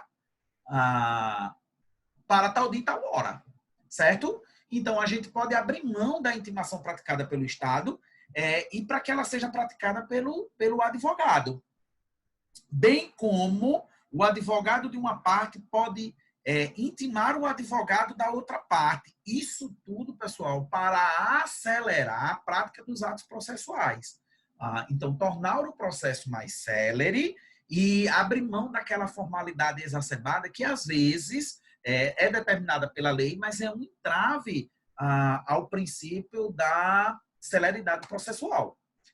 Veja, tirando esses detalhes, não tem mais o que discutir sobre intimação, certo? A diferença é que a intimação pode ser praticada para todas as partes do processo, citação só para o réu, tudo será comunicado às partes por intimação, citação serve só para comunicar ao réu de que contra ele foi proposta uma ação, e, por fim, as intimações também podem ser praticadas pelo advogado em relação às suas testemunhas, às testemunhas arroladas por ele, e também um advogado pode intimar ao advogado da outra parte para evitar aí a mora, né, determinada pela lei e para acelerar, para atender ao princípio da celeridade processual. No mais, pessoal, tudo certinho. Beleza? Beleza.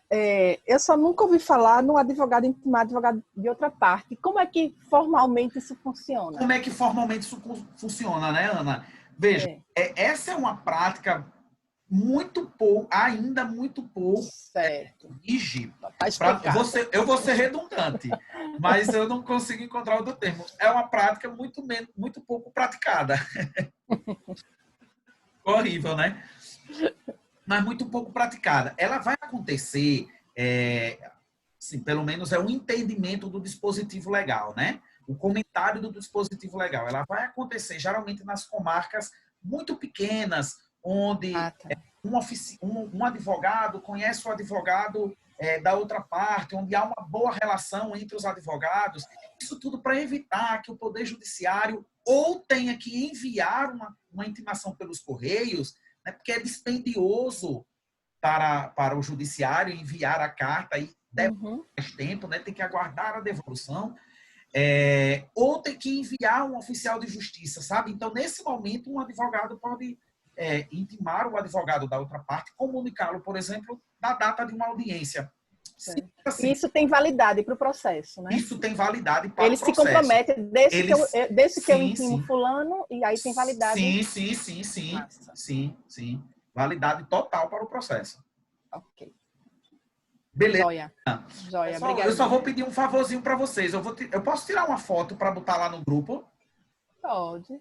Porque eu vou fazer, eu vou até utilizar esse espaço aqui para a gente chorar as nossas pitangas, né? Isso, a gente faz muito terapia em grupo. Não é? Eu faço muito com os amigos. Ana, eu comecei a ver, eu pago uma psicóloga para minha mãe já faz alguns anos, sabe? Minha mãe tem depressão, enfim, eu pago uma psicóloga para ela já faz alguns anos. Só que, veja, todos nós, em algum momento, deveríamos fazer alguma terapia, né? Concordo. Eu sempre gostei muito de esporte, então eu sempre disse assim, o esporte é a minha terapia. Só que depois que a Aurora nasceu, então eu passei a ter uma vida mais sedentária, sabe? Eu fiquei mais tempo em casa para ficar com ela e, enfim, eu fui sentindo a necessidade de conversar sobre minhas angústias, meus anseios e comecei esse mês de março, a gente está em abril, né? A gente não entrou em abril agora? Isso.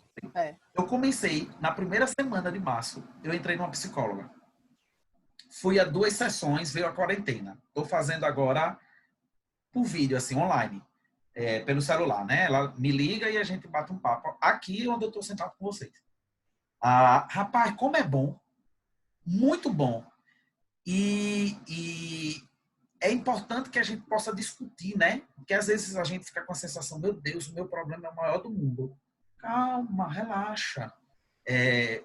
O vizinho do lado tem problemas também, viu? E às vezes o dele é pior do que o nosso. E saber disso não nos deixa felizes, claro, mas nos conforta, né? Saber que todo mundo tem problema para resolver.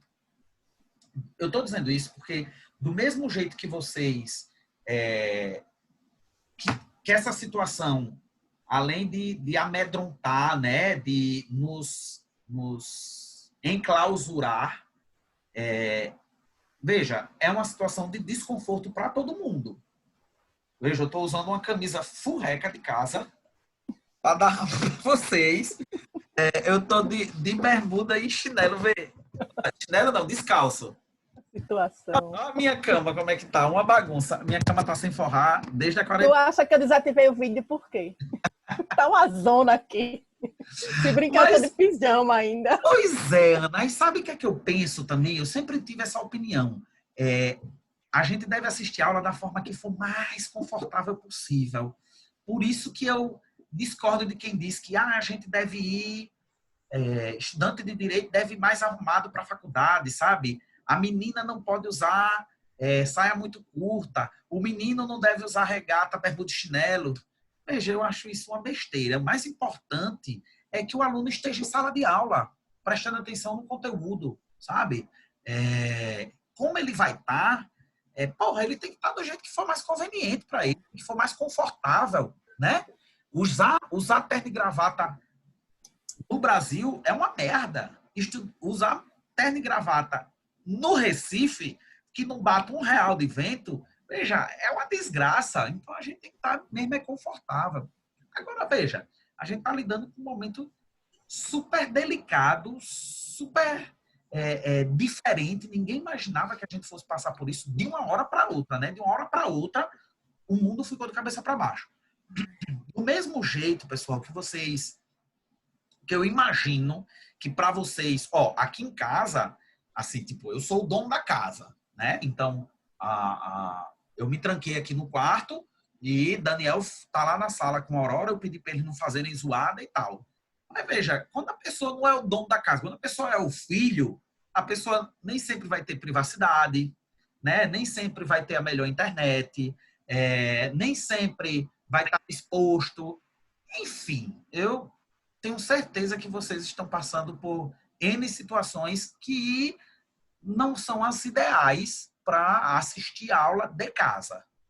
Mas tenho certeza, pessoal, está ruim para vocês, alunos, está ruim para nós também, professores. Como eu disse para vocês, veja, gravar vídeo para mim foi... Eu fiquei nervoso, para vocês terem ideia. Eu fiquei nervoso. Veja, eu estou preocupado também como a faculdade vai ficar. né? A gente tem medo. Veja, a maior propaganda na Nova Roma sempre foi ser 100% presencial, né? Como é que vai ficar a faculdade? Veja, a gente torce para que a gente continue da maneira como era antes. Muito mais interessante para todo mundo. Mas veja, a gente está num momento que a gente só tem interrogações, pessoal. A gente não tem certeza. A única certeza que a gente tem é esse momento vai passar muito em breve. Isso não vai acontecer para o resto da vida, né? Uma hora, essa pandemia, alguém vai encontrar remédio, alguém vai encontrar uma vacina e a gente vai voltar à nossa rotina. Até lá, a gente precisa caçar com gato. Quando a gente não tem cão, só tem um gato. Quem não tem cão, caçar com gato. Vamos caçar com gato. Vamos lidar com as armas que a gente tem. Vai render 100%? Não vai render 100%. Eu não estou 100%, vocês não estão 100%. Um dia a gente vai estar 90%, no outro a gente vai estar 40%, no outro a gente não vai estar de jeito nenhum.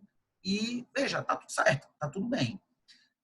Eu vou enviar para vocês, até amanhã, eu vou enviar para vocês o teor da nossa avaliação, da avaliação P1. Como vocês vão adquirir a primeira nota, né, da nossa cadeira.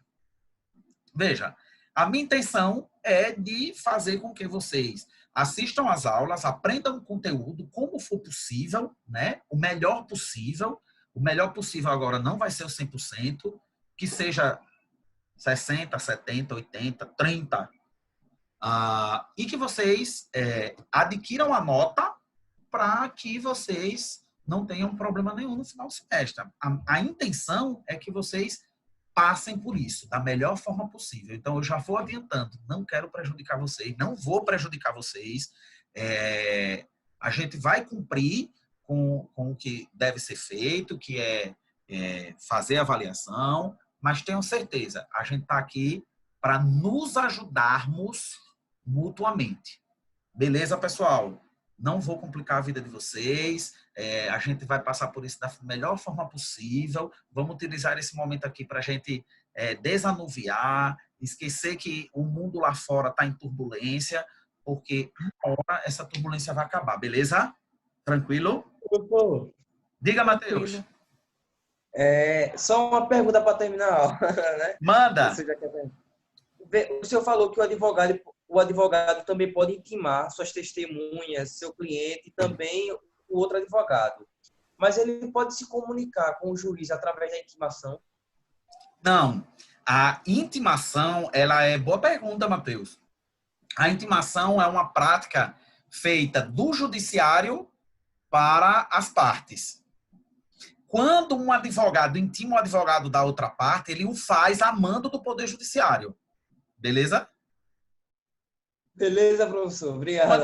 Um advogado, ele não pode dizer, eu quero que você faça isso e fazer e determinar algo por meio da intimação. Ele faz porque o judiciário determinou e permitiu, certo? Tranquilo. Então, para ele intimar, por exemplo, sua testemunha, ele precisa pedir autorização ao Poder Judiciário? Não, o judiciário determina a intimação das testemunhas e permite que o advogado pratique o ato. Entendi. Deu para entender? Tranquilo? E apoio. A determinação é feita pelo judiciário. Aí o judiciário delega que o advogado faça.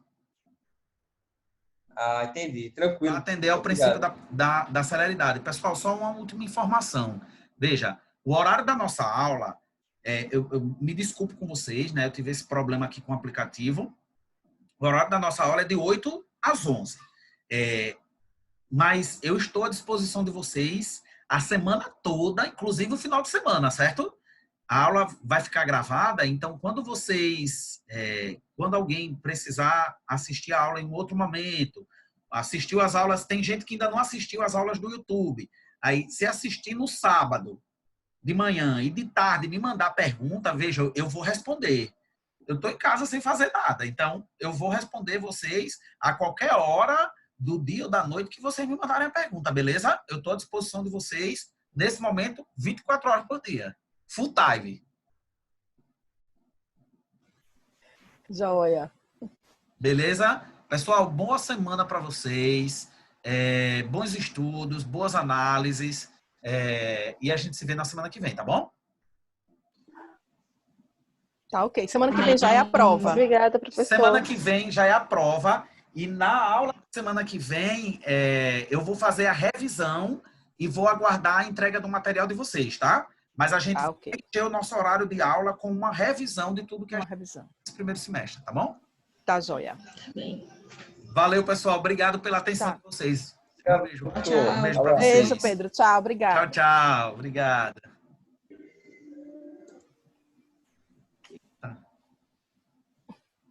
Eita, foto. Esqueci da foto, mas dá tempo. Pronto. Valeu, minha gente. Obrigado. Tchau, tchau. Tchau.